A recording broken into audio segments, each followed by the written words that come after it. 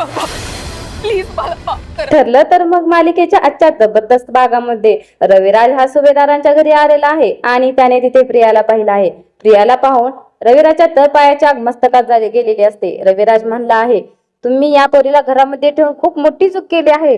मला लाज वाटत आहे, ही माझी मुलगी आहे सांगायची. रविराजला पाहून प्रिया ही रडण्याचे नाटक करत असते. रविराजचे पाय धरते आणि म्हणते, पप्पा पप्पा मला माफ करा.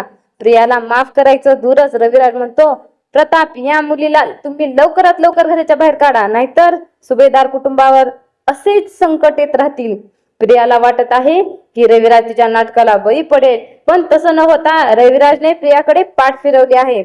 इकडे अर्जुन पोलिसांना घेऊन संतोषच्या घरी गेलेला असतो. तर संतोषची बायको असं म्हणाली आहे की माझ्या हृदयाच्या ऑपरेशनसाठी पैसे लागणार होते, म्हणून संतोषनं खोटी साक्ष दिली आहे आणि खुनाचा आरोप स्वतःवर घेतला आहे. अर्जुन म्हणतो, तुमच्यासाठी ती खोटी साक्ष देऊ शकतो, तर तुमच्यासाठी त्यांनी साक्ष बदलूही शकतो आणि शांताचा खून खरा कोणी केला आहे हे पण सांगू शकतो. तर आता संतोष हा कोर्टामध्ये प्रियाचं नाव घेऊन म्हणेल का हा खून प्रियाने केला आहे. संतोषने साक्ष फिरवल्यावर प्रियाची अवस्था पाहण्यासारखी होणार आहे. ठरलं तर मालिकेचे असे डेली अपडेट पाहण्यासाठी चॅनलला सबस्क्राईब करा आणि व्हिडिओला लाईक करा.